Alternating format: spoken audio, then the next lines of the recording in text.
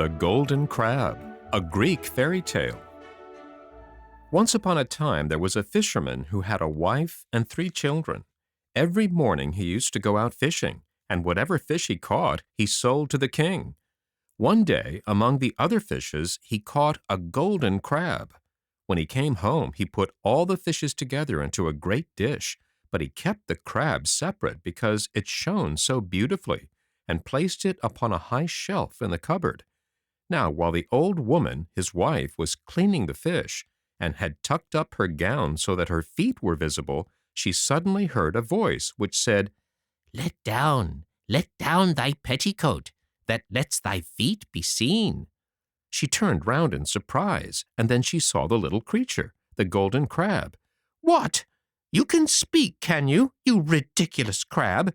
she said, for she was not quite pleased at the crab's remarks. Then she took him up and placed him on a dish.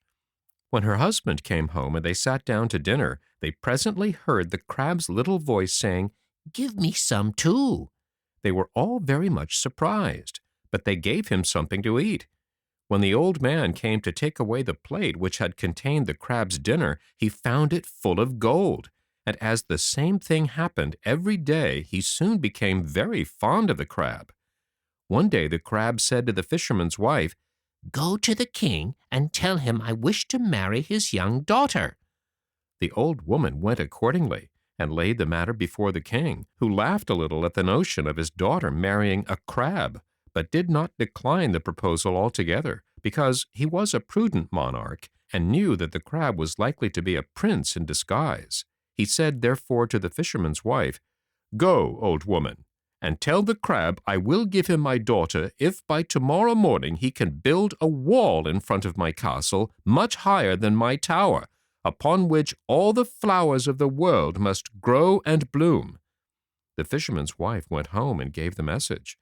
Then the crab gave her a golden rod and said, "Go and strike with this rod 3 times upon the ground on the place which the king showed you, and tomorrow morning the wall will be there." The old woman did so and went away again. The next morning when the king awoke, what do you think he saw? The wall stood there before his eyes, exactly as he had bespoken it. Then the old woman went back to the king and said to him, "Your Majesty's orders have been fulfilled."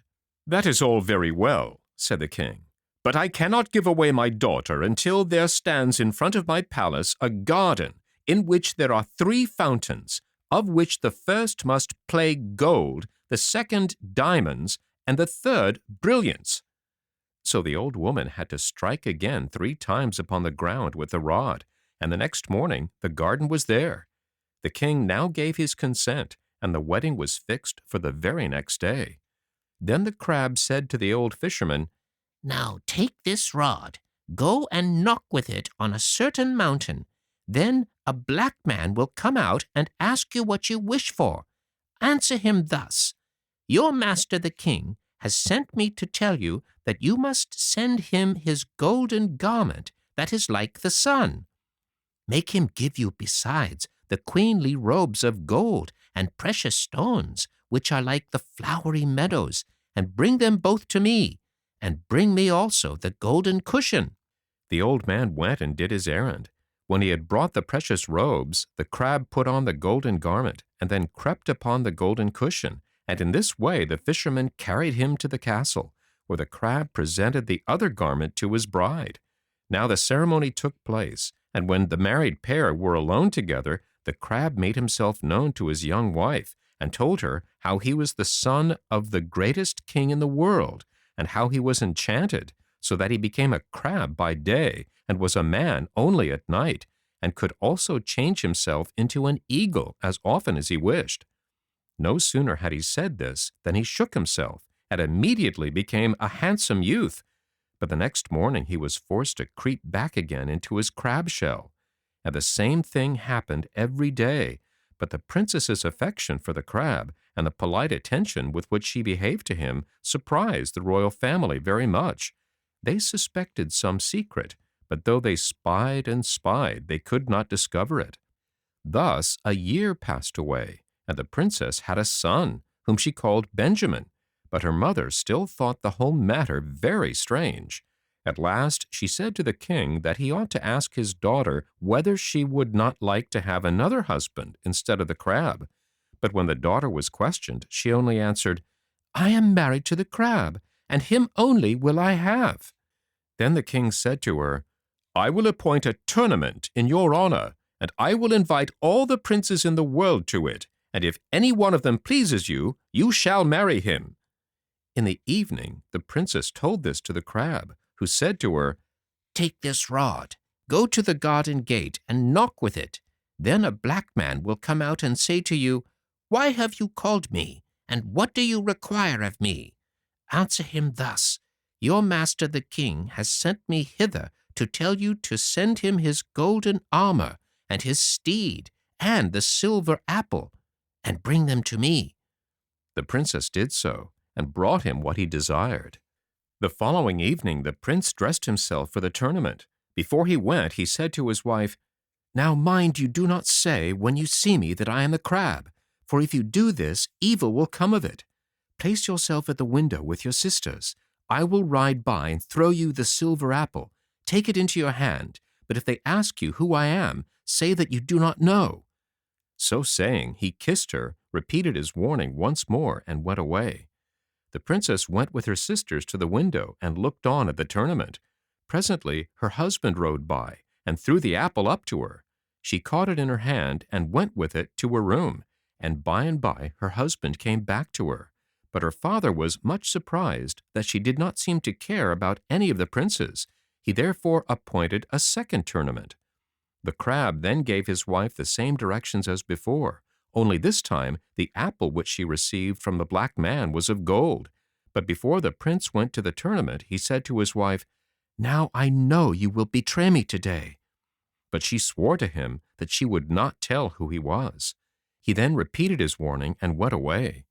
In the evening, while the princess with her mother and sisters was standing at the window, the prince suddenly galloped past on his steed and threw her the golden apple. Then her mother flew into a passion, gave her a box on the ear, and cried out, "Does not even that prince please you, you fool?" The princess in her fright exclaimed, "That is the crab himself." Her mother was still more angry because she had not been told sooner, ran into her daughter's room where the crab shell was still lying, took it up, and threw it into the fire. Then the poor princess cried bitterly, but it was of no use. Her husband did not come back. Now we must leave the princess and turn to the other persons in the story. One day an old man went to a stream to dip in a crust of bread which he was going to eat, when a dog came out of the water, snatched the bread from his hand, and ran away. The old man ran after him, but the dog reached a door, pushed it open, and ran in, the old man following him. He did not overtake the dog, but found himself above a staircase, which he descended. Then he saw before him a stately palace, and entering, he found in a large hall a table set for 12 persons. He hid himself in the hall behind a great picture, that he might see what would happen. At noon he heard a great noise, so that he trembled with fear. When he took courage to look out from behind the picture, he saw 12 eagles flying in. At this sight his fear became still greater. The eagles flew to the basin of a fountain that was there and bathed themselves, when suddenly they were changed into 12 handsome youths. Now they seated themselves at the table, and one of them took up a goblet filled with wine and said, "A health to my father!" And another said, "A health to my mother!" And so the healths went round. Then one of them said, "A health to my dearest lady! Long may she live, and well, but a curse on the cruel mother that burnt my golden shell." And so saying, he wept bitterly. Then the youths rose from the table and went back to the great stone fountain, and turned themselves into eagles again, and flew away. Then the old man went away too, returned to the light of day, and went home. Soon after he heard that the princess was ill, and that the only thing that did her good was having stories told to her. He therefore went to the royal castle, obtained an audience of the princess, and told her about the strange things he had seen in the underground palace. No sooner had he finished than the princess asked him whether he could find the way to that palace.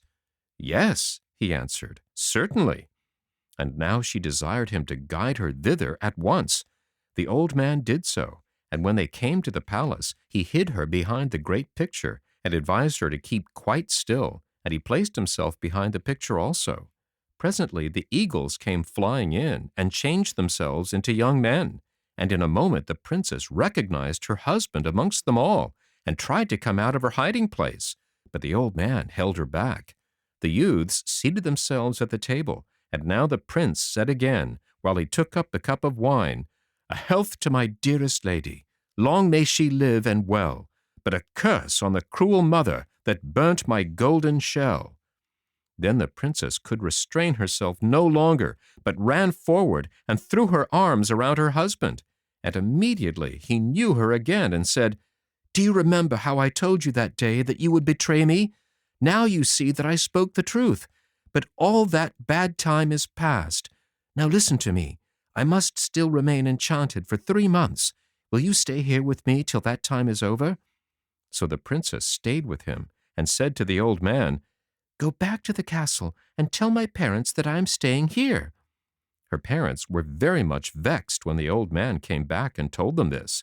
But as soon as the 3 months of the prince's enchantment were over, he ceased to be an eagle and became once more a man, and they returned home together. And then they lived happily, and we who hear the story are happier still. The end.